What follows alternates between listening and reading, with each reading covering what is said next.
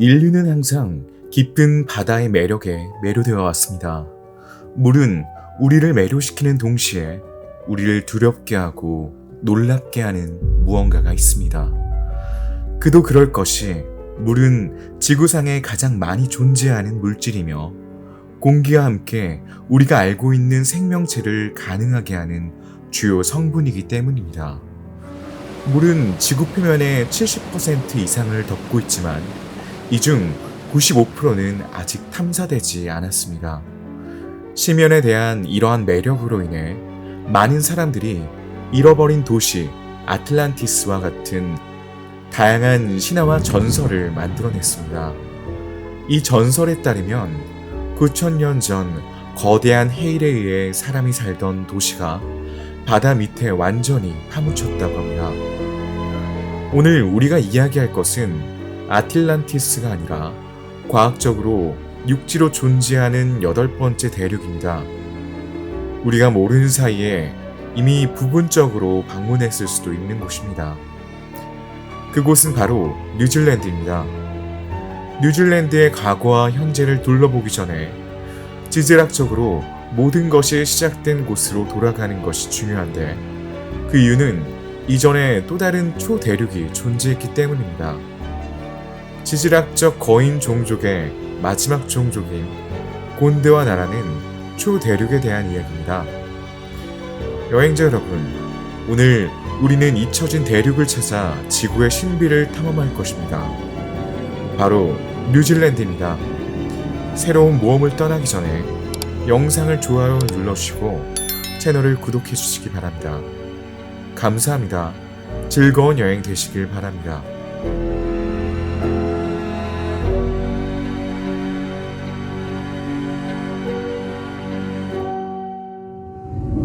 약 5억 년 전 에디아카락의 말기, 지구는 매우 다른 모습이었습니다. 지각운동으로 아프리카, 남아메리카, 호주, 남극대륙, 인도, 아라비아 반도, 마다가스카르가 하나로 합쳐졌습니다. 거의 남극에 가까웠던 이곳이 곤드와나의 첫 번째 버전이었습니다. 당시에는 세계가 더 따뜻했기 때문에 기후가 온화했습니다. 다세포 생물이 발달했지만 원시적이었습니다. 분절된 벌레, 둥근 해파리, 같은 생물, 슬림 같은 생물을 보여주는 화석이 많이 발견되었습니다. 시간이 지나면서 다른 대륙들이 이 최초의 곤드와나 랜드와 충돌하여 약 3억 년 전에 지구 전체인 판게아가 형성되었습니다. 판게아는 거대한 대륙 덩어리 전체가 합쳐져 남반구를 지배하는 단일 블록이 되었고 역사상 가장 큰 바다로 둘러싸여 있었습니다. 2천만 년에서 7천만 년 후 지구 핵에서 나온 마그마 기둥이 토지처럼 지각을 태우기 시작하면서 현재 우리가 아프리카, 남미, 북미로 알고 있는 지역 사이에 균열이 생기기 시작했습니다. 이 기둥과 관련된 대류세포가 균열을 새로운 바다로 확장시켰습니다. 테티스는 오늘날 북미, 유럽, 아시아로 구성된 북쪽 초대륙 로라시아와 완전히 형성된 남쪽 초대륙 곤드와나 랜드로 나뉘었습니다. 후자는 플로리다와 조지아 일부 등 원래의 일부를 로라시아에 빼앗겼지만 오늘날 남반구에서 볼 수 있는 모든 육지를 포함하고 있습니다. 그리고 뉴질랜드의 시작은 이미 그곳에서 시작되었습니다.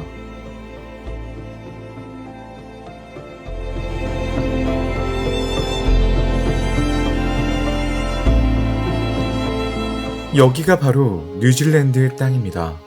오늘날 뉴질랜드와 뉴칼레도니아를 떠올리면 당시의 풍경은 상당히 다릅니다. 하지만 자세히 들여다보면 세월의 흐름 속에서도 살아남은 자연의 요소들, 몇 가지 유사점이 여전히 존재합니다. 현대의 인류가 존재했나요? 아니요. 우리 종의 대표자 중 누구도 이 광경을 목격하지 못했습니다. 당시 뉴질랜드의 지배자였던 이 땅의 주인은 공룡이었습니다. 지구 역사상 가장 위풍당당한 생명체들이 대륙의 표면을 누비고 다녔습니다. 놀랍도록 다양한 포식자와 먹잇감이 490만 평방킬로미터에 달하는 뉴질랜드 대륙에 서식하고 있었습니다. 현재 뉴질랜드는 아열대 기후입니다. 더운 계절이 길었습니다. 추운 계절은 온대 지역보다 훨씬 온화하며 약간의 강우량이 동반됩니다. 대륙 블록에는 동식물이 풍부합니다. 숲이 기하급수적으로 성장하여 습한 기후와 결합하여 생명에 도움이 되는 따뜻한 환경을 조성합니다. 이것이 당시의 동식물이 육지에서든 먹기도 했습니다. 디플로도쿠스는 길이가 25m에 달하는 크기 덕분에 이 높이까지 도달하는 데 어려움을 겪지 않았습니다. 하지만 최소 15당한 크기에도 불구하고 목이 큰 같은 형태의 브라키오사우루스와 경쟁합니다. 하지만 풍부한 초목 덕분에 먹이를 구할 수 있습니다. 이 초식 동물은 케라토사우루스, 메가로사우루스, 알로사우루스를 포함한 용각류의 육식 포식자 전체를 두려워합니다. 후자는 많은 종의 악몽이며 당시 사나운 생물로 인식되고 있습니다. 대부분의 알로사우루스는 길이가 8m에 달했기 때문에 디플로도쿠스나 브라키오사우루스와 같은 훨씬 더 큰 동물을 공격하는 것을 막지 못했습니다. 거대한 턱과 톱니 모양의 구부러진 이빨 덕분에 거대한 살점 조각을 뽑아낼 수 있었습니다. 그리고 전투에서 한 마리를 잃어도 금방 다시 자라나곤 합니다. 거대한 몸은 팔다리와 꼬리가 지탱하고 있으며 꼬리는 움직일 때 몸의 균형을 잡아주는 역할을 합니다. 팔다리에는 발톱이 있어 쉽게 가죽을 벗길 수 있습니다. 바다는 매우 다양한 생태적 틈새를 포함하고 있어 먹이의 다양성을 유도합니다. 따라서 수많은 동물종의 먹이가 될 수 있습니다. 어류와 해양 파충류가 가장 대표적입니다. 리오페루도는 가장 무시무시한 해양 포식자 중 하나입니다. 이 다소 날씬한 파충류는 최대 7m에 달하며 몸무게가 50톤에 달하는 당시 가장 큰 해양 생물 중 하나입니다. 20cm의 큰 이빨과 4개의 매우 강력한 지느러미를 가지고 있어 빠르게 헤엄치며 거대한 크기의 생물을 공격할 수 있습니다. 두개골 높이의 콧구멍이 있어 수천 킬로미터 떨어진 곳에서도 먹잇감의 냄새를 감지할 수 있습니다. 이 거인은 먹이 사슬의 최상위에 있습니다. 리우페로둠과 함께 오늘날의 돌고래와 비슷한 어룡은 해저에서 헤엄쳐 다닙니다. 몸 길이는 1m에서 10m 정도이며 지느러미 덕분에 최대 시속 40km의 속도로 물속을 헤엄칠 수 있습니다. 대기의 공기를 마시기 위해 수면으로 올라와야 합니다.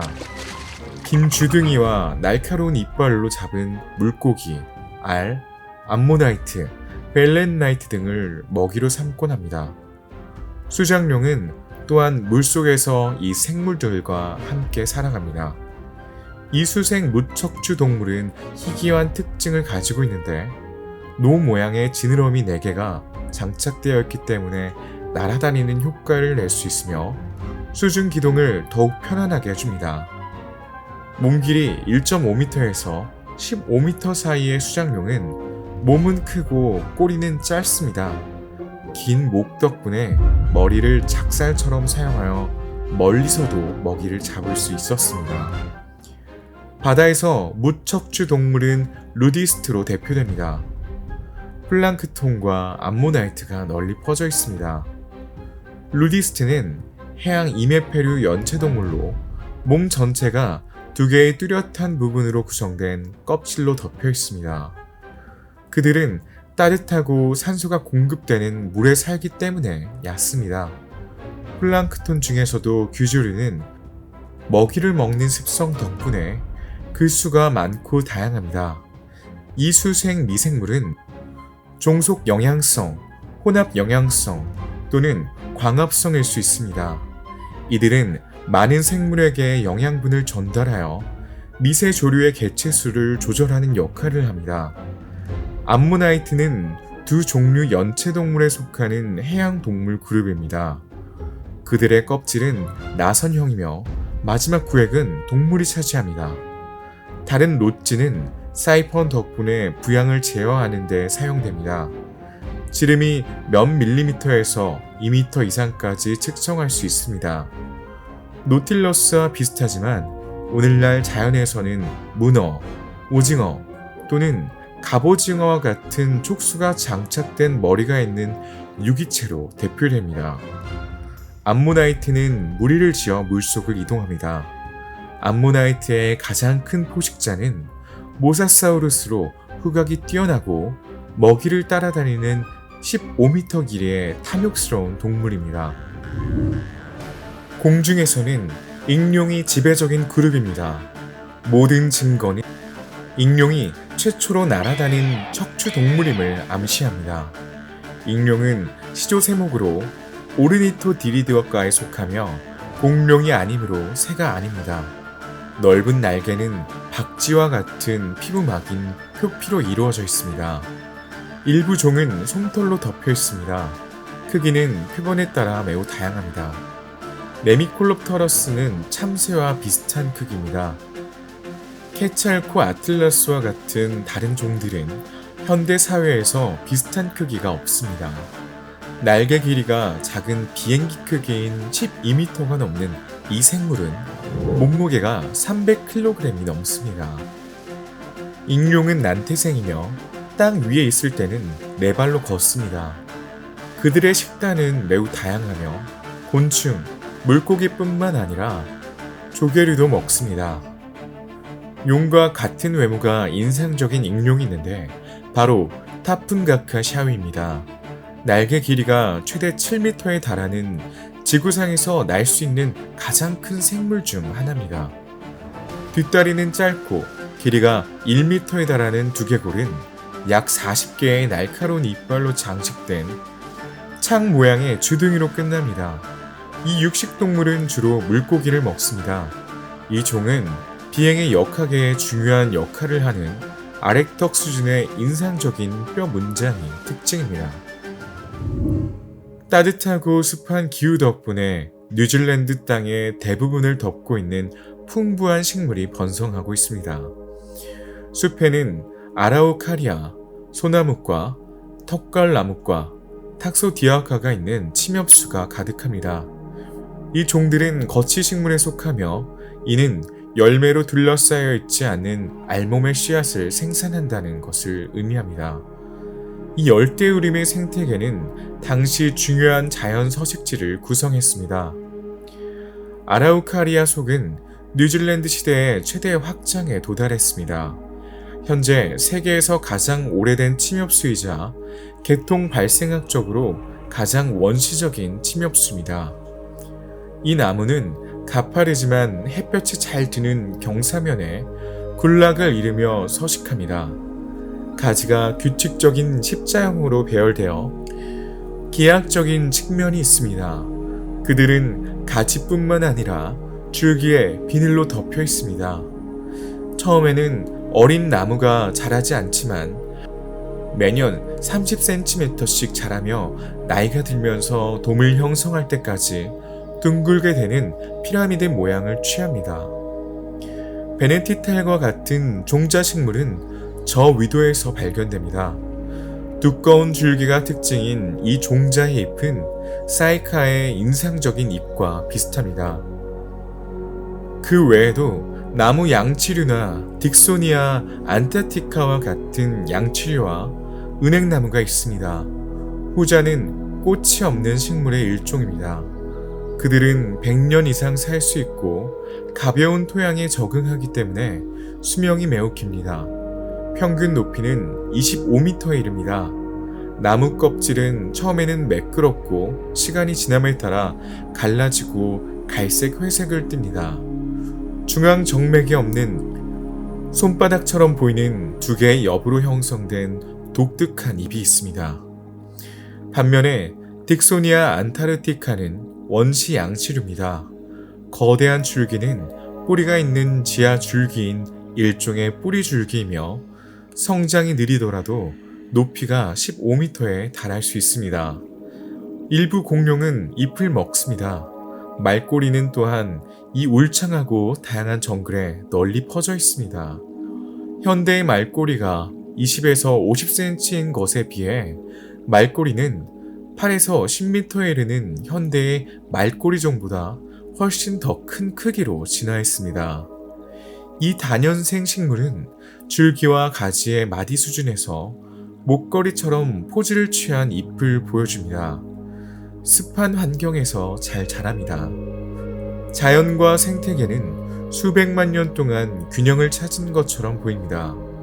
그러나 이제 마지막 초대륙이 분리되기 직전에 있으며 뉴질랜드는 놀라운 진화를 겪을 것입니다. 원인은 무엇일까요? 판구조론입니다. 그러나 이별은 한꺼번에 일어나지 않았습니다. 곤드와나는 수백만 년, 수천만 년에 걸쳐 단계적으로 해체되었습니다. 약 1억 8천만 년 전, 아프리카와 현대 남아메리카는 곤드와나랜드의 나머지 지역으로부터 분리되기 시작했습니다. 약 3천만 년에서 4천만 년 동안 합쳐진 이 상태를 유지하다가 남대서양 균열로 인해 같은 이름의 바다가 열리면서 둘이 분리되었습니다. 그래서 남아메리카 동부 해안과 아프리카 서부 해안이 서로 완벽하게 어울리는 것처럼 보입니다. 거의 같은 시기에 남대서양 균열이 열리면서 대륙의 가장 동쪽 부분인 마다가스카르와 인도가 분리되어 중앙 인도양이 열렸습니다.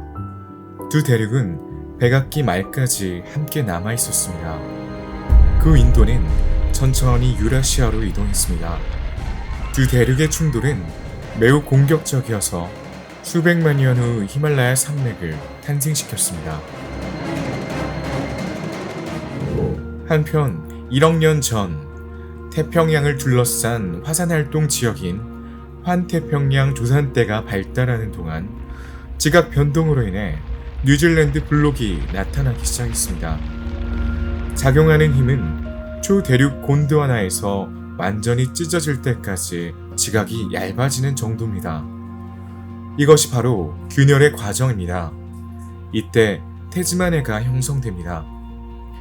이 시점에서 이전 곤드와나에 남아있는 것은 호주와 남극 대륙뿐이며 초대륙이라고 부르기에는 너무 작습니다.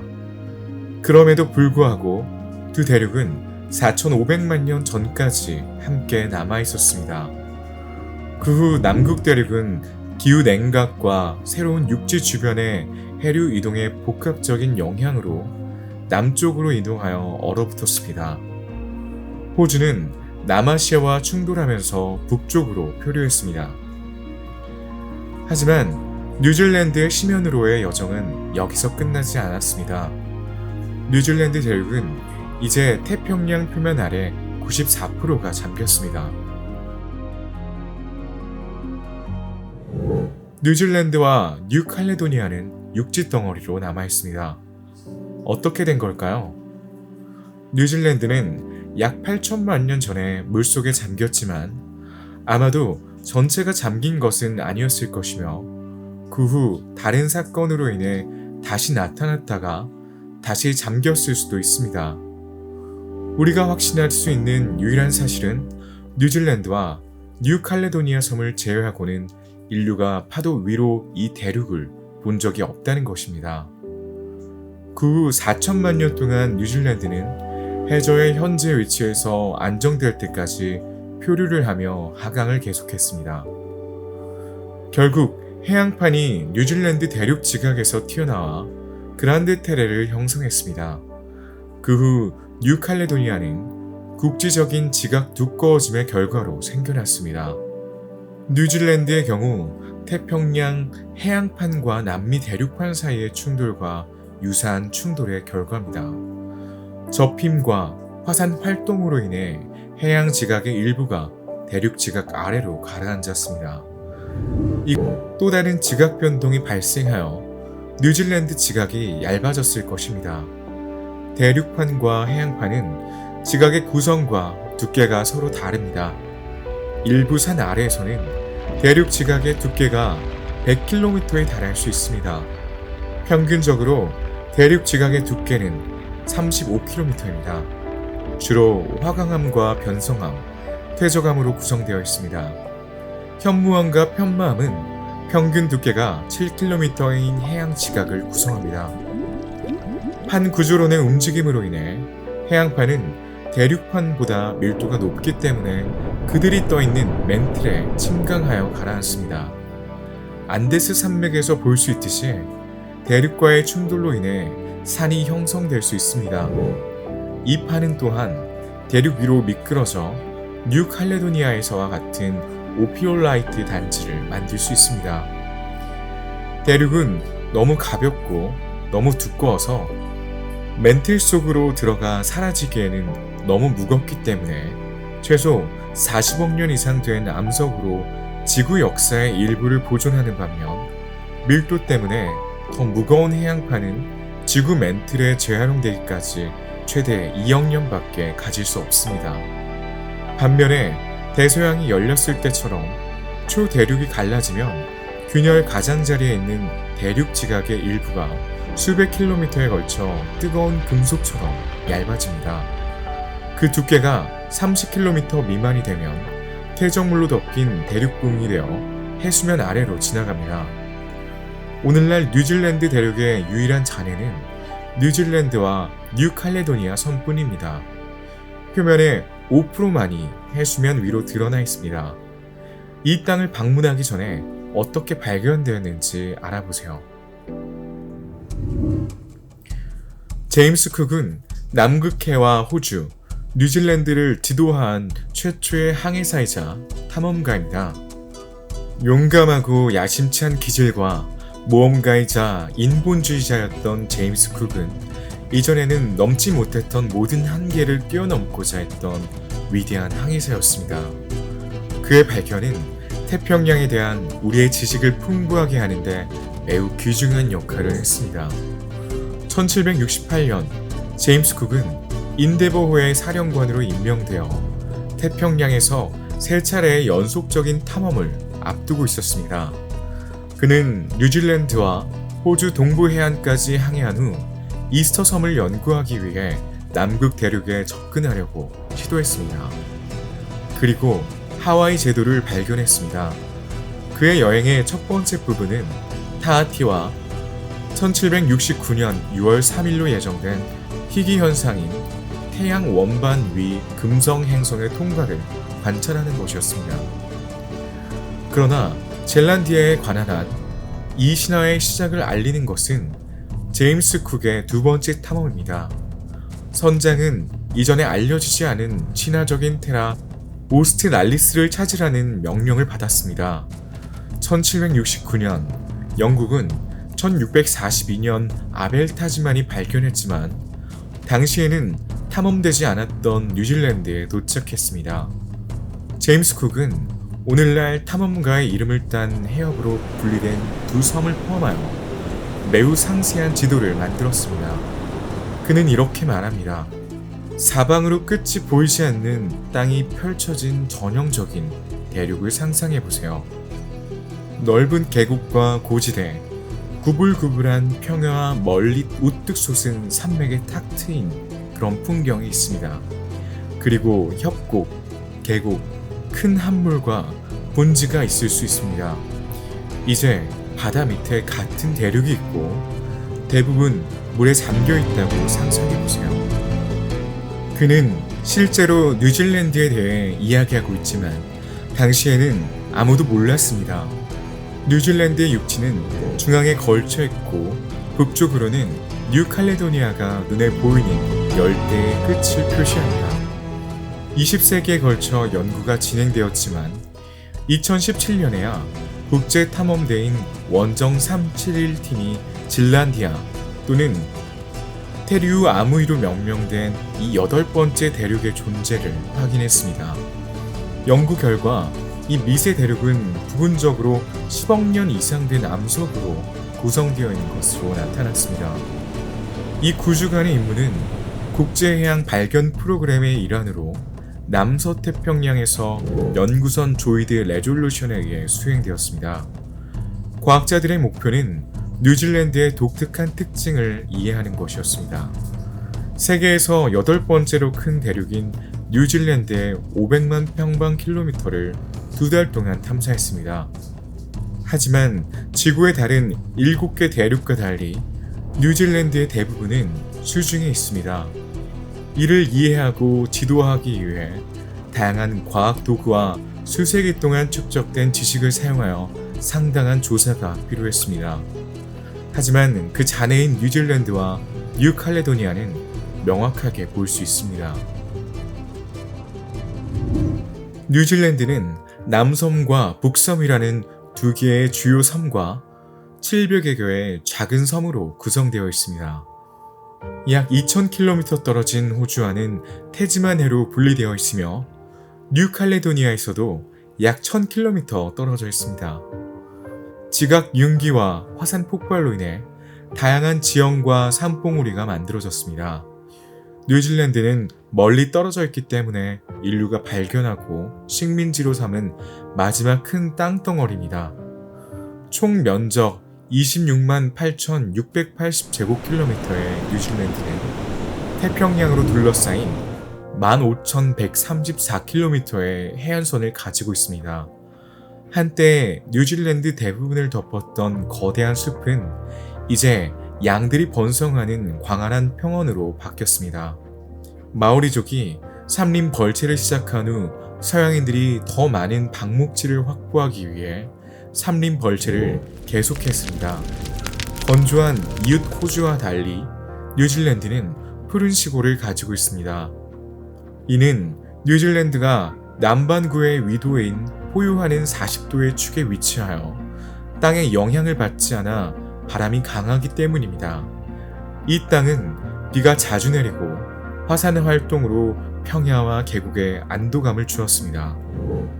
삼림 벌채에도 불구하고 숲은 여전히 두 섬의 넓은 면적을 덮고 있습니다. 600여 종의 나무와 식물이 서식하고 있으며 그 중에는 뉴질랜드에 이미 널리 퍼져 있던 다양한 양치식물이 포함되어 있습니다. 그리하여 양치식물이 뉴질랜드의 국가 상징으로 선정되었습니다. 뉴질랜드는 위도가 낮고 미기후 덕분에 웅장한 닉하우스 야자수가 자라고 있어 이국적인 이미지를 주는데 기여하고 있습니다. 포우투카와 키우리는 뉴질랜드 식물을 대표하는 주요 식물입니다. 포우투카와는 뉴질랜드의 크리스마스 트리라고 불립니다. 해변에 위치한 화산 토양에서 자라는 것을 좋아합니다. 매우 단단한 나무를 가진 이 큰 나무는 높이가 15에서 20m에 이릅니다. 짙은 회색을 띤 녹색 잎을 가지고 있으며 연말 직전에 퐁퐁 모양의 붉은 꽃이 핍니다. 카오리는 높이가 50m 이상에 이르는 침엽수입니다. 쥐라기 시대에 퍼지기 시작한 이래로 세계에서 가장 오래된 나무 중 하나입니다. 뉴질랜드가 완전히 출현했을 때 이미 존재했습니다. 뉴질랜드에서 가장 오래된 카오리스의 나이는 2000년으로 추정됩니다. 이 침엽수는 3m를 초과할 수 있는 거대한 줄기지름이 특징입니다. 가장 오래된 나무는 마오리족에게 신의 형상입니다. 노스랜드의 와이프와 숲에는 수령이 1200년이 넘은 타네 마우타가 51.2m의 높이로 우뚝 서 있습니다. 이 나무는 어머니 대지와 아버지 하늘의 아들로 숲의 제왕으로 불립니다. 이 두 사람은 서로를 너무 사랑해서 우주가 그들의 품에 안겨 질식할 정도였다고 합니다. 아들의 탄생으로 땅과 하늘이 분리되고 빛과 생명이 생겨났다고 합니다. 마오리 부족에게 이 전설은 창조의 전설입니다. 남섬에는 거의 접근이 불가능한 야생 지역이 있습니다. 열대우림을 가로지르는 트레일을 따라 걷는 것이 가장 좋습니다. 또한 서쪽에 위치한 산맥이 그 길이를 따라 자연 경계를 형성하고 있습니다. 남섬 알프스는 불과 200만 년 전에 형성되었으며 지질학적으로 여전히 진행 중인 접힘의 결과로 형성되었습니다. 이 산맥은 태평양판과 호주판이 충돌하는 단층선 위에 있습니다. 지난 4,500만 년 동안 태평양판의 서위로 호주판 아래에 20km 두께의 지각이 밀려났습니다. 지각 압력으로 산은 계속 솟아오르고 있습니다. 매년 침식 작용이 일어나지만 산은 계속해서 몇 밀리미터씩 높아집니다. 남알프스 산맥에서 가장 높은 봉우리는 아오라키 또는 마운트 쿡으로 최고 해발 3,724m이며 매년 7mm씩 계속 상승하고 있습니다. 뉴질랜드에는 해발 2,300m 이상의 봉우리가 200개 이상 있으며 3,000m가 넘는 봉우리도 20개 정도 있습니다. 북섬은 환태평양 조산대에 속한 화산으로 이뤄진 산들이 무늬를 이루고 있습니다. 이 화산들은 약 4만 킬로미터에 걸쳐 태평양과 접해 있으며 여러 지각판 경계와 단층이 위치해 있습니다. 이 화산의 대부분은 여전히 활화산이며 이 지역에는 끓는 진흙 웅덩이, 유황 웅덩이, 간헐천이 있는 상당한 지열 활동이 있습니다. 이러한 화산 활동은 폭발 분화구를 채운 호수인 에메랄드 호수와 같이 주변 환경에도 영향을 미치며 바닥에 깔린 광물 때문에 화려한 색을 띠는 것이 특징입니다. 뉴질랜드는 뉴질랜드 대륙이 물에 잠긴 이후 15,000km에 달하는 해변이 늘어서 있습니다. 서해안의 일부는 화산 활동과 용암이 바다로 흘러가 검은 모래 풍경을 선사합니다. 뉴질랜드의 동식물은 둘 다 즐란디아 대륙에 속해 있기 때문에 뉴칼레도니아의 동식물과 공통된 특징을 공유합니다. 다른 대륙으로부터 오랜 기간 고립되어 있어 고유종 비율이 매우 높은 생물 다양성이 형성되어 있습니다. 최근에는 인류에 의해 새로운 종들이 유입되었지만 여전히 모든 민물고기의 90%, 모든 혈관식물의 80%, 모든 육상 및 민물 조류의 70%가 이곳에서만 발견되며 박쥐, 양서류, 파충류도 모두 이곳에서만 서식하고 있습니다. 인류가 뉴질랜드에 처음 상륙했을 때 이 군도의 동물군은 박쥐와 두 종의 해양 포유류만 구성되어 있었습니다. 그러나 최근 하악골과 대퇴골이 발견된 연구 결과에 따르면 곤드와나가 분리된 이후 포유류가 존재했음을 증명합니다. 수백만 년 동안 뉴질랜드 땅에서 포유류가 사라진 이유는 아직 밝혀지지 않았습니다.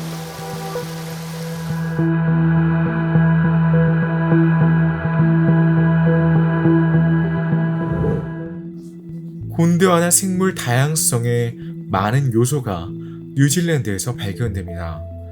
곤충, 개구리, 일부 새, 그리고 유명한 큰 도마뱀이 대표적입니다. 스페노돈이라고도 불리는 큰 도마뱀은 먼 옛날 공룡시대에서 유래한 스페노돈티아와가의 마지막 살아있는 대표 동물입니다. 2억 년이 넘는 역사 동안 형태학적으로 거의 동일한 모습을 유지하고 있다는 그런 의미에서 살아있는 화석으로 분류됩니다. 생김새 때문에 도마뱀으로 잘못 알려져 있지만 고대 도마뱀과 파충류 그룹에 속하며 파충류 그룹 내에서 독특한 특징을 가지고 있습니다. 공룡시대에는 이 동물에 많은 친척이 있었지만 오늘날에는 이 특별한 뉴질랜드 동물이 독특한 지점에 있는 것처럼 보입니다. 큰 도마뱀은 지구에 첫 발을 내디딘 이후 거의 변하지 않았으며 중생대 곤드와나에서는 뉴질랜드의 주변 섬의 기후가 지금보다 훨씬 더 따뜻했기 때문에 변화하는 기후에 적응했을 뿐입니다. 스페노돈의 기대 수명은 최대 60년이지만 일부 표본은 111년까지 살기도 했습니다. 성장은 50년 정도에 멈추며 수컷의 몸 길이는 약 60cm, 암컷은 45cm 정도에 이릅니다. 주변 환경과 잘 어울리는 녹색 갈색을 띠며 이구아나의 외형을 가지고 있습니다. 스펜노도는 딱정벌레, 거미, 메뚜기, 개구리뿐만 아니라 바다새의 알과 새끼도 먹습니다. 때때로 식인종입니다. 스펜노도는 7세에서 13세 사이에만 성적 성숙에 도달합니다. 암컷은 4년마다 알을 낳습니다. 따라서 번식률은 상대적으로 낮습니다. 현재 멸종 위기에 처한 동물의 일부이며 야생에서 보호 및 재도입 프로그램의 대상이 되고 있습니다. 스펜노도는 정수리라고 불리는 세 번째 눈을 가지고 있습니다. 이 눈의 기능은 아직 미스터리로 남아있지만 비타민 D를 흡수하고 낮과 밤의 주기에 따라 길을 찾을 수 있을 뿐만 아니라 체온 조절에도 도움이 되는 것으로 알려져 있습니다. 현지 마리오족은 이를 신의 전령으로 여기며 특별한 보물인 퉁가로 지정했습니다. 특히 신생아를 위한 보호의 상징이기도 합니다. 키위는 뉴질랜드에 서식하는 새 종입니다. 키위는 닭 크기 정도이지만 진화에 의해 날개가 구루터기처럼 작아져 날지 못하는 새가 되었습니다. 뉴질랜드의 상징이며 이 이름은 뉴질랜드의 인구를 지칭하는 데 사용되기도 합니다. 뉴질랜드의 키위가 도착한 시기를 설명하는 가장 유력한 가설은 키위가 5천만 년 전에 호주에서 비행하여 도착했다는 것입니다. 밤에만 나오는 수줍은 새이기 때문에 관찰하기가 어렵습니다. 대부분의 뉴질랜드 동물과는 마찬가지로 키위도 유럽인에 의한 다른 침입종의 유입으로 위협을 받고 있는 종입니다. 고양이, 개, 주머니쥐는 토종 키위에게 큰 피해를 주고 있습니다. 키위가 섬에 도착했을 당시에는 박쥐를 제외하고는 포유류가 없었습니다. 포식자가 없는 키위는 수년에 걸쳐 날 수 있는 능력을 잃었습니다. 모아스도 이러한 진화에 직면했습니다. 지금은 멸종한 이 세 종은 뉴질랜드 땅에 도착했을 때 포식자가 없었습니다. 키위처럼 진화하면서 날 수 있는 능력을 잃었죠. 이것은 모아스의 끔찍한 포식자가 된 하스트의 거대한 독수리의 상륙을 기대하지 않은 것이었습니다. 그럼에도 불구하고 둥지 파괴와 사냥으로 인해 종을 멸종으로 이끄는 것은 인류입니다. 하스트의 거대 독수리는 먹을 먹이가 부족하여 멸종하게 될 것입니다.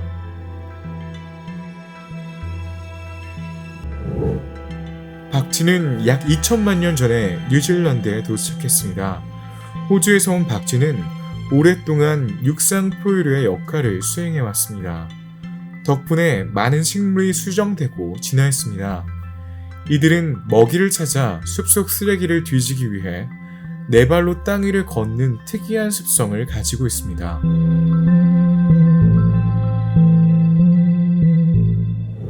바다에서는 약 30종의 물고기가 헤엄치며 그중 대부분은 이 지역에서만 서식하고 있는 고유종입니다. 2kg을 추가하는 새 종을 제외하곤 다소 작고 신중합니다. 많은 해양 포유류도 뉴질랜드 해안을 배회합니다. 큰 돌고래나 아름다운 흑백 무늬를 가진 더스키 돌고래와 같은 여러 종의 돌고래가 있습니다. 헥터 돌고래는 뉴질랜드에서만 발견되는 유일한 종입니다. 회색의 배에는 흰색 디노미아 머리, 꼬리에는 검은색 무늬가 있는 이 작은 돌고래는 길이가 1.5m를 넘지 않습니다. 포포토라는 별명을 가진 마오이 돌고래는 헥터 돌고래의 아종으로 세계에서 가장 희귀한 돌고래입니다. 돌고래와 함께 물개, 바다표범, 바다사자도 뉴질랜드의 광활한 해안선에서 그 자태를 뽐냅니다. 바다사자는 바다에서 번갈아 가며 헤엄쳐 다니며 물고기를 잡거나 해변의 바위 위에서 휴식을 취합니다. 바다사자는 모래사장을 선호하지만 주변 초목에도 정착할 수 있습니다. 바다표범은 밀물 때 먹이를 찾기 위해 해안선을 탐험하고 썰물 때 뚝에서 일광욕을 즐기는 것도 좋아합니다.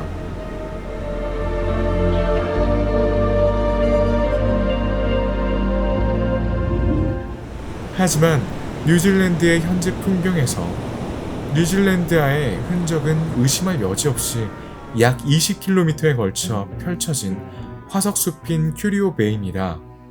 최초의 지질학적인 호기심입니다. 남섬의 남쪽 끝에 위치한 큐리오 베이는 주라기 시대의 뉴질랜드의 잔재 중 하나입니다. 썰물 떼면 약 1억 8천만 년 전으로 거슬러 올라가 석화숲을 볼 수 있습니다. 당시 뉴질랜드는 곤드와나의 일부였습니다. 거대한 화산 진흙이 수백만 년 동안 바다 밑으로 가라앉기 전에 이 지역 전체의 나무와 양치 식물을 덮었습니다. 그 후 나무의 유기물이 석영, 황철광 또는 규산염과 같은 광물로 변하는 산소 부족으로 인해 식물이 석화되는 과정이 발생했습니다. 석화가 끝나면 나무의 해부학적 구조의 상당 부분이 보존됩니다. 많은 이류로 덮여 있지만 파도에 의해 바위의 침식으로 숲이 발견되었습니다. 그래서 오늘날 큐리오 베이에는 한때 공룡이 돌아다녔던 이 석화숲을 걸을 수 있습니다. 이제 노란 눈 펭귄이 이곳을 터전으로 삼았습니다. 뉴칼레도니아는 산호회와 남태평양으로 둘러싸인 섬과 군도 그룹입니다. 총 면적은 18,575제곱킬로미터입니다. 본섬의 길이는 400km, 폭은 최대 64km입니다. 그란데 테레라고 불립니다. 섬에서 가장 가까운 땅은 1400km의 호주와 1477km의 뉴질랜드입니다. 해안선은 3400km입니다. 뉴칼레도니아는 열대 기후로 풍경에 영향을 미칩니다.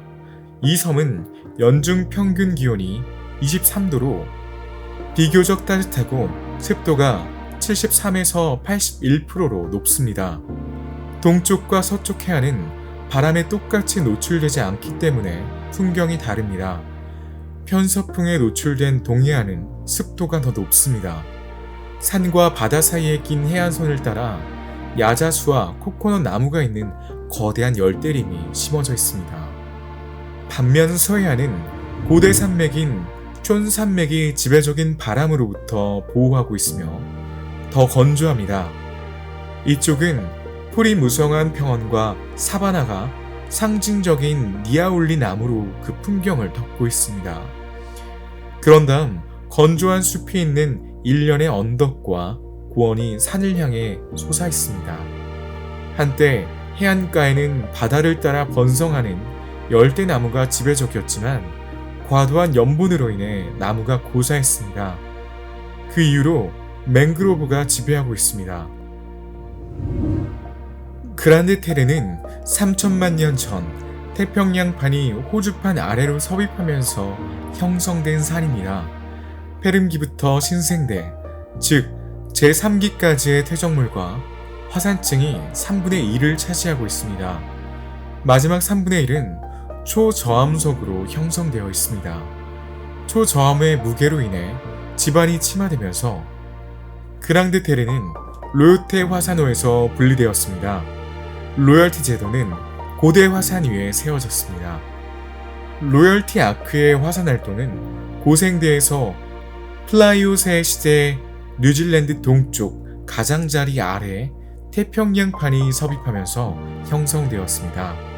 화산이 멈추자 섬은 해수면 아래로 가라앉아 산호초가 자라면서 라군을 만들었고 화산이 완전히 잠기면 환초가 형성되었습니다. 제4기에는 호주판이 태평양판 아래로 침강하기 전에 호주판이 부풀어 오르면서 이 환초와 석호 중 일부가 융기하여 현재의 오베아, 마레, 리프섬이 형성되었습니다. 뉴칼레도니아의 초목은 공룡이 살았던 곤드와나의 식물이 강하게 남아있어 매우 특이합니다.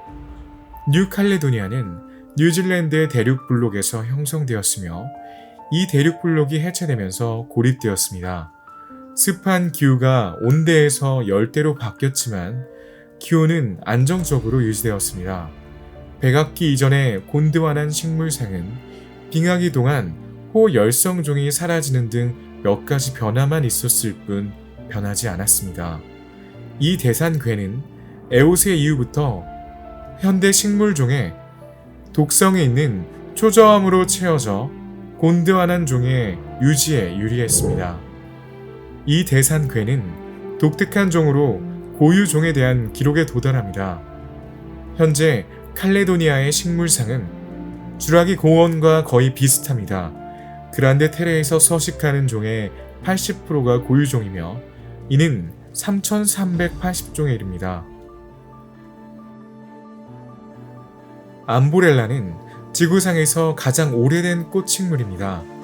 2억 년 전 꽃식물의 공통주상의 개놈이 2배로 늘어났고 일부는 현재의 30만 종의 꽃식물을 탄생시켰으며 다른 일부는 이 혈통에서 유일하게 살아남은 암보렐라를 탄생시켰습니다.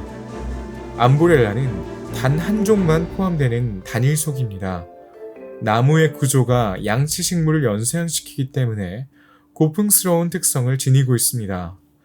수액을 운반하는 혈관은 대부분의 다른 식물과 달리 불완전합니다. 암보렐라의 도착과 함께 등장한 새로운 번식 방식입니다. 꽃은 숲꽃 또는 암꽃을 선물하는 관목 디오이크에 태어납니다. 관목의 높이는 2에서 6m에 이릅니다. 3월부터 5월까지 엠보렐라는 무치의 꽃을 보여주고 나머지 기간에는 단일 씨앗이 들어있는 붉은 열매입니다. 원주형 소나무는 전 세계에 알려진 19종의 아라우카리아 중 뉴칼레도니아에 있는 13종 중 하나입니다. 카낙 문화에서 이 상징적인 나무는 신성한 장소, 메인 오두막으로 이어지는 중앙 골목과 높은 지위에 있는 사람들의 집 주변에서 심어져 있습니다. 다른 아라우카리아는 주로 남쪽에서 자라는 반면 원주형 종은 전체 영토를 차지합니다. 그것은 편암, 초염기성 또는 석회암과 같은 다양한 유형의 토양에 적응합니다. 그러나 우리는 특히 소나무 섬에서 더 많이 발견됩니다. 제임스 쿡이 처음 이 섬에 도착했을 때 그는 키가 크고 날씬한 실루엣의 원주형 소나무가 풍부하다는 것을 금방 알아차렸고 그래서 섬의 이름이 붙여졌습니다. 이 섬은 262m에 달하는 정상이 있는 높은 환초입니다. 뉴칼레도니아는 곤드와난 열대우림의 너도밤나무 이무인 노토파구스 속이 아직까지 서식하고 있는 세계에서 단 5곳에 불과한 지역 중 하나입니다.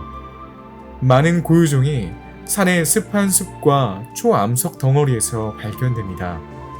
해변 숲은 짙은 붉은 단풍을 가진 나무들로 구성되어 있지만 도시화로 인해 어려움을 겪고 있습니다. 니아올리는 이 섬의 대표적인 나무입니다. 목재를 이용하기 위해 다른 열대 지역에 도입되었지만 뉴칼레도니아와 호주가 원산지인 나무입니다. 제1차 세계대전 당시 유럽에 참전했던 뉴칼레도니아 군인들이 니아올리라고 불렀기 때문에 섬의 상징 중 하나이며 카낙족이 이 나무에 애착을 갖고 있습니다.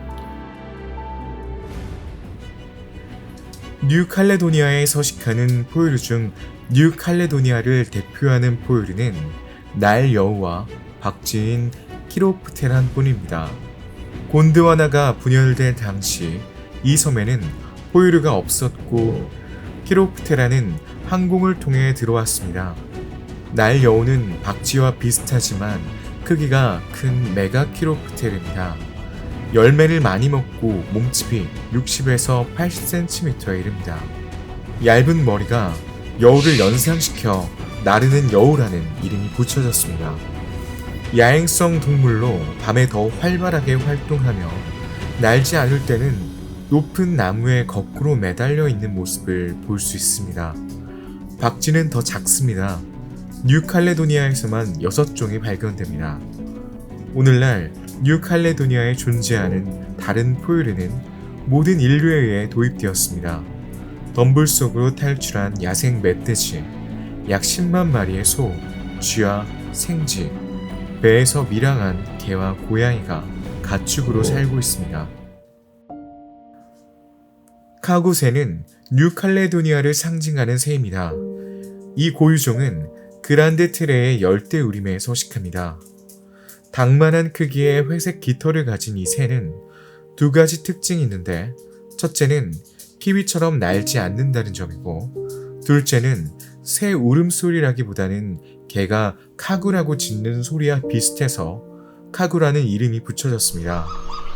인류가 대지에 도착하기 전에는 카구는 포식자가 없었기 때문에 날 수 있는 능력을 상실했고, 벌레, 달팽이, 애벌레를 먹기 때문에 굳이 공중으로 날아오를 필요가 없었습니다. 시간이 지남에 따라 카구는 비행을 멈추고 결국 이 능력을 잃었습니다. 그러나 오늘날 개, 고양이, 멧돼지뿐만 아니라 점차 자연 서식지를 파괴하고 있는 인간도 카구에게 실질적인 위협이 되고 있습니다. 암컷은 1년에 알을 한 개만 낳기 때문에 이 종은 멸종 위기에 처해 있습니다. 파인스 섬에는 세계에서 가장 희귀한 개미 중 하나인 미르메시아 아피칼리스가 서식하고 있습니다. 공격성 때문에 불독 개미라고도 불립니다.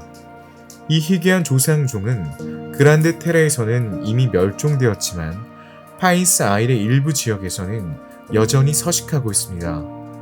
곤드와나 당시 미르메시아 아피칼리스는 지구상 모든 곳에 존재했지만 지금은 침입종인 전기 개미에 의해 위협받고 있습니다. 67종의 도마뱀과 도마뱀 중 59종이 고유종입니다. 라코닥틸루스 리치아누스는 길이가 40cm에 달하는 완전히 무해한 고유종 거대 도마뱀입니다. 호수와 강의 어류와 갑각류는 주로 토착 고유종이며, 갤럭시아 네오칼레도니쿠스는 그레이트 사우스 칼레도니아 호수의 평원에 서식하는 아주 오래된 작은 민물고기종입니다. 안타깝게도 모든 지역종에 위협이 되는 어부들의 블랙베스 도입으로 인해 멸종 위기에 처해 있습니다. 그 아름다움으로 빛나는 고유 동물군 중에는 몽트루지의 푸른 나비가 빠지지 않습니다. 뉴칼레도니아에 존재하는 나비종의 38%는 이 섬에서만 발견됩니다. 많은 해양 포유류가 뉴칼레도니아가 제공하는 생활 조건을 높이 평가하고 이곳에 털을 잡고 살고 있습니다. 대부분은 넓은 바다를 선호하지만 일부는 더 가까이 다가와 석호에서도 관찰할 수 있습니다. 듀공이라고 불리는 바다소는 카낙족이 관습 의식을 위해 사냥하던 평화로운 동물입니다. 수백 마리가 열대 바다에서 파네로감이나 바다 식물을 먹으며 살고 있습니다. 혹동고래는 석호와 넓은 바다에 존재합니다. 혹동고래의 이동은 카낙 달력에 맞춰 이뤄지며, 혹동고래가 도착한다는 것은 참마밭을 준비할 때가 되었다는 것을 의미합니다. 돌고래는 석호 내부와 해안 근처를 자주 방문하기 때문에 종종 어망과 불행한 만남을 갖기도 합니다.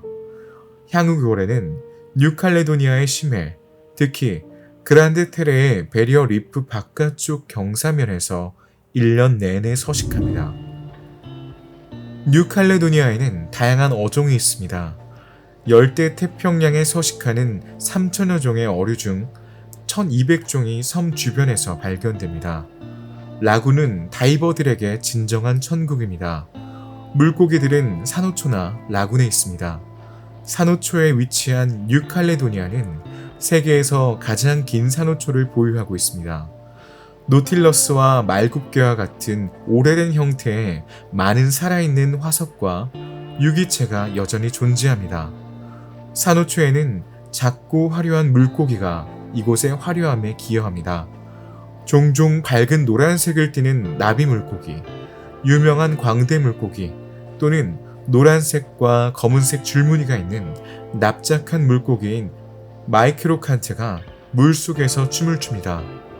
그들과 함께 날개처럼 아름다운 지느러미를 가진 서전피쉬, 앵무새치, 전갈치와 같은 큰 물고기들도 볼 수 있습니다. 곰치도 파티의 일부입니다.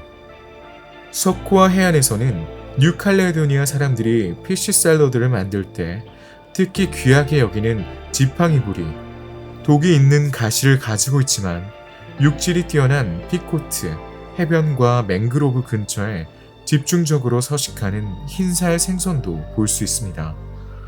라군에는 검은색과 파란색 점박이 가오리와 길이가 최대 2m에 달하고 꼬리가 매우 긴 숭고한 가오리인 레오파드 가오리 등 가오리가 흔합니다. 뉴칼레도니아에서는 돌과 비슷해 눈에 보이지 않고 쏘이면 매우 고통스러운 물고기인 스톤피쉬를 밟지 않기 위해 좋은 신발을 신고 특정 바닥을 걷는 것이 좋습니다. 상어는 많은 수로 존재하며 매우 인상적이지만 일반적으로 공격적이진 않습니다. 가장 눈에 잘 띄는 상어는 회색 암초상어 또는 흑꼬리 상어라고도 불리는 상어입니다. 넓고 둥근 주둥이와 큰 눈을 가진 이 종은 수심 60m 미만의 얕은 바다, 산호초 근처에서 자주 발견됩니다. 뼈가 있는 물고기와 두 종류를 먹이로 삼습니다. 몸 길이가 1에서 2m로 크진 않지만 민첩하고 활기찬 포식자입니다. 블랙팁 상어 역시 레몬 상어와 슬리퍼 상어처럼 산호초를 자주 찾습니다. 몸 길이가 4에서 5m에 달하는 백상아리와 같은 대형 상어는 바다를 자주 드나들며 석호에는 거의 들어가지 않습니다. 백상아리는 심해에 서식하지만 가끔 고개를 지나거나 라군으로 들어올 수 있습니다. 뉴질랜드는 94%가 물에 잠겨 있습니다. 940만 제곱킬로미터 중 약 28만 7,200 제곱킬로미터만이 해수면 위로 보입니다. 나머지는 모두 물속에 잠겨 있습니다. 물에 잠긴 주요 지역은 고원입니다. 이 수몰 지역을 자세히 살펴볼까요? 로드하우 고원. 이 대륙 지각은 뉴칼레도니아 남서부 챌린저 고원까지 뻗어 있습니다.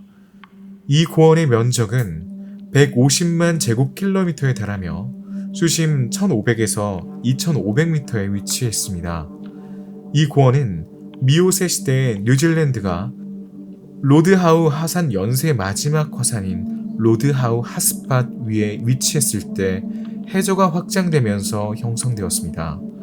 현재 해저는 대부분 모래로 이루어져 있지만 일부 화산 잔해가 남아 있습니다. 흔히 지렐레라고 불리는 물고기종인 코리스 불비프론이 많이 서식하고 있습니다. 매우 화려하고 열대 해역에 서식하며 바위가 많은 바닥을 좋아합니다. 챌린저 고원. 이 수중 고원은 뉴질랜드 북서쪽에 위치하고 있습니다. 표면적은 약 28만 제곱킬로미터이며 수심은 500에서 1500m입니다. 바닥은 3,500m 두께의 퇴적암으로 덮여 있습니다.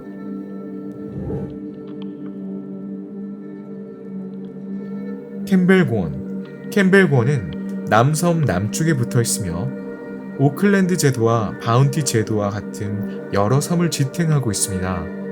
수심은 500m에서 1000m 사이이며 침식을 겪은 고대 화산인 디스커버리 뱅크와 같이 수면에서 드러난 수많은 구조로 그려져 있습니다.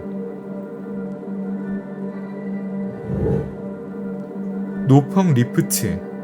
이 좁은 대륙 지각 조각은 해수면 아래 2000m 아래에 있습니다.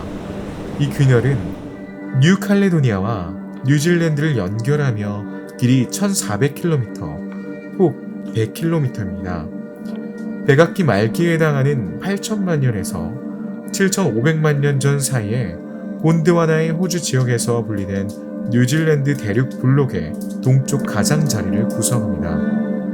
뉴칼레도니아의 본섬인 그란드 테레와 북서쪽과 남동쪽으로 뻗어있는 섬들은 뉴질랜드로 남쪽으로 뻗어있는 노포크 리프트의 명백한 부분입니다.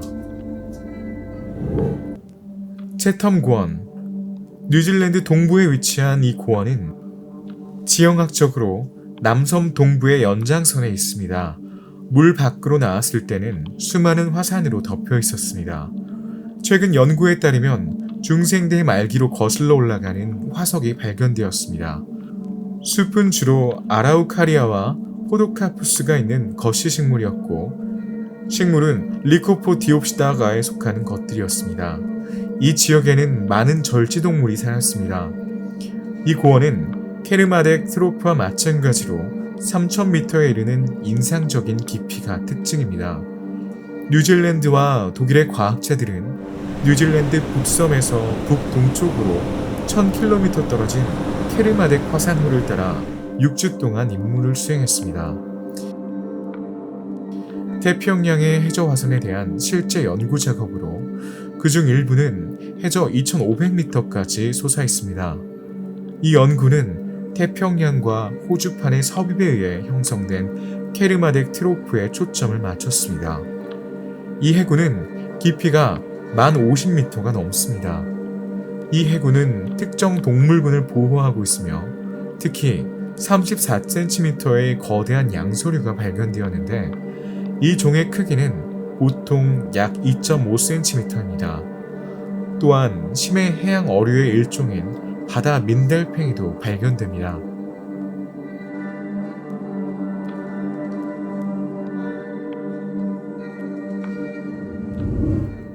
만약 뉴질랜드가 파도 아래 가라앉지 않았다면 어떨까요? 8번째 대륙에 있는 현재의 지구를 상상해 봅시다. 해류가 호주의 기후를 바꾸고 태즈만해가 따뜻하게 유지해주지 않는다면 호주 동해안은 훨씬 더 추워졌을 것입니다. 뉴질랜드 북서쪽 반도는 비그림자를 만들어 호주 동부를 지금보다 훨씬 더 건조하게 만들 수 있습니다. 뉴질랜드 북부의 대부분은 열대 또는 아열대 숲으로 겨울은 온화하고 여름은 덥고 습합니다. 동식물은 호주의 동식물과 비슷할 것입니다. 중부와 동부 고원은 온대하고 화산과 고지대 강으로 덮여 있어 마오리족이 도착하자마자 농업을 도입하기에 완벽한 환경을 제공했습니다. 남부 지역은 대륙의 북쪽과 중앙에서 큰 산맥으로 분리되어 춥고 건조한 툰드라 지역이 될 것입니다. 타이가 남부에서 살아남을 수 있는 사람은 거의 없습니다. 뉴질랜드 최남단은 남극에서 1000km, 최북단은 파푸아 뉴기니에서 1000km를 넘지 않습니다. 아오테라로아의 마오리족은 30만 제곱킬로미터의 군도가 아니라 500만 제곱킬로미터의 대륙에 정착할 것입니다. 반도 북서쪽이 파푸아와 인도네시아와 매우 가깝기 때문에 오스트로네시아 식민지 개척자들은 한 번에 두 대륙에 닿을 수 있었기 때문에 뉴질랜드는 인도네시아인과 평화로운 섬 주민들에게 엄청난 목표가 되었습니다. 대륙 북쪽에는 오스트로네시아인들에게 200만 평방킬로미터의 농경지가 개방될 것입니다. 마오리족은 고국과의 교역을 통해 다른 아시아와 유럽과의 교역을 열어 미래의 실크로드를 통해 다른 모든 문명과 연결될 수 있었습니다. 무역과 이주는 인도계와 중국계 커뮤니티를 중심으로 뉴질랜드 대륙의 인종 구성을 더욱 다양하게 만들었습니다. 만약 뉴질랜드가 물속에서 사라지지 않았다면 현재 뉴질랜드의 인구는 미국과 거의 비슷할 것이며 경제, 산업, 군사 강대국으로 부상했을 것입니다. 대륙의 규모가 커지고 세계 다른 지역과의 접근이 쉬워짐에 따라 대륙의 인구 통계는 지금보다 더 다양해질 것입니다. 지구에 또 다른 역사가 쓰여질 것입니다.